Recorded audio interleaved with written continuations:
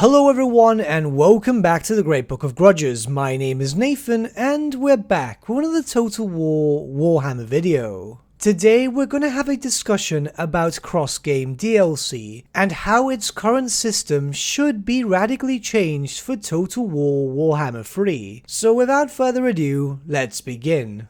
The cross-game DLC system was introduced in Total War Warhammer 2. This was a way for Creative Assembly to introduce a playable Game 1 faction in Game 2. I'm of course talking about the main campaign for Game 2, the Eye of the Vortex, where a Warhammer 1 race would be pit against a Warhammer 2 race. Barring the Bretonnian FLC of course, this was the way that Creative Assembly have been introducing Game 1 factions into Game 2. The system itself worked rather well in the Twisted and the Twilight, the Warden and the Paunch, and the Hunter and the Beast, with a large majority of the fanbase receiving this system in a positive light. Creative Assembly had once stated long ago that they hoped that with this system they could implement every race from Game 1 into the Eye of the Vortex eventually, something which the fans very much look forward to. However, as time progressed, it looks like this won't actually be a reality. While indeed a decent number of races from Game 1 have been implemented in a playable form in Game 2, it's looking like we're not going to see them all. And that's perfectly fine for a number of reasons. Of course, the recent pandemic did delay the Wood Elf DLC, which has put some plans on hold. It's also likely, if speculation is correct, that the next coming DLC for Warhammer 2 might be its last, as Creative Assembly normally release a game a year, and they have stated that the next major title they have planned is that of Warhammer 3. So as far as we can make out, Warhammer 3 is most likely going to drop this year, meaning that the other playable races from Warhammer 1, barring hopefully the Beastmen or the Vampire counts, will most likely not make it to the Eye of the Vortex. I'm not complaining, these things do happen, plans change and so on, and given the fact that the system was so well received in Warhammer 2, it's safe to say that the system will make a return in Warhammer 3. But this is where the system needs to change. So as far as we are aware, Warhammer 3 will have its two campaigns. Its main campaign which will launch and release, and then the Mega Mortal Empires campaign. It can be assumed once again that cross-game DLC will be introduced to bring in races and factions from Game 1 and Game 2 into the main campaign of Game 3. With this, it is speculated that Warhammer 3 might have the most in terms of DLC out of the whole series, which yeah, fair enough, but there are some issues there. We more or less know what races will eventually be introduced in Warhammer 3. These are races and factions which had their own army books. The Demons of Chaos, the Chaos Dwarfs, the Ogre Kingdoms, the Dogs of War potentially, and Kislev seems very likely too. These potential races for Warhammer 3 do have a certain amount of history with races implemented already in Warhammer 1 or Warhammer 2, so the potential cross-game DLC is already there. Some basic examples would be the Chaos Dwarfs versus the Dwarfs, or even against the Greenskins. Both scenarios are deep and old-running hatreds. Next would be Kislev versus the Warriors of Chaos, a tale as old as time as the invasions normally start at Kislev. The Demons of Chaos against, well, practically everyone.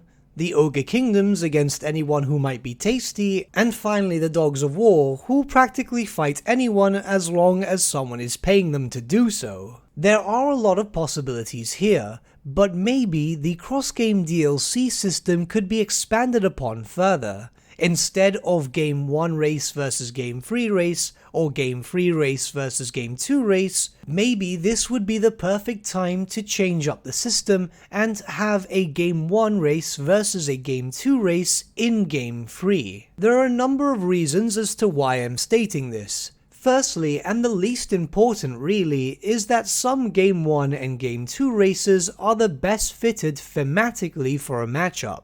A lore-friendly theme in terms of cross-game DLC is not essential, but it is greatly appreciated by fans of the lore such as myself. Secondly, some of the remaining races don't generally stray too far from their homeland. Kislevites rarely leave Kislev. The Chaos Dwarfs do, but they don't really go too far, it's only enslaving incursions. The Ogre Kingdoms do, but in very small numbers, as they normally find themselves for hire with other races.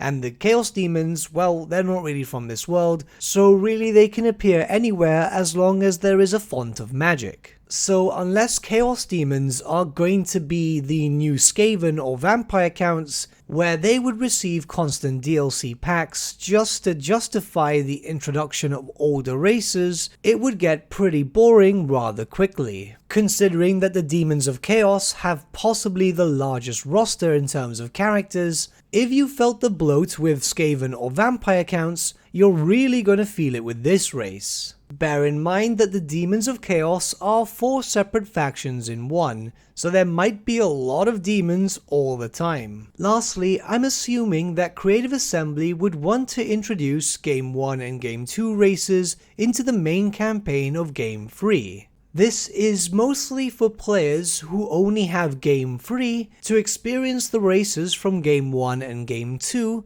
so they might feel the incentive to purchase the other games. Like I've said, the system works well. I've spoken to players who only had Game 2, but after trying out the Empire, the Greenskin, or even the Wood Elf Lords introduced into Game 2, they felt more incentive to go buy Game 1, not only to get access to the other races, but to also get access to the Mortal Empires campaign. As I've said before, not every race from Game 1 was introduced into the Eye of the Vortex. Despite the fact that there are a healthy amount of possible characters from Game 1 races that have not been implemented as of yet.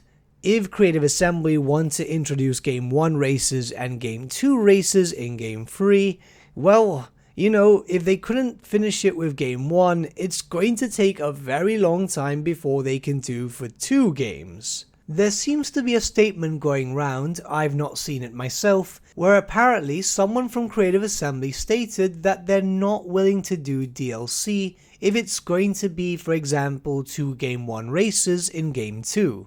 I'm not sure if this is valid or not. It pops up on the forums every now and then, but I've yet to see an official source. I could be wrong, however. But if this is the case, maybe that system needs to change for Game 3. It in theory would open up a lot more possibilities for downloadable content. I'm just spitballing some ideas here, but what do you guys think? Let me know your thoughts in the comments below and let's start a bit of a discussion.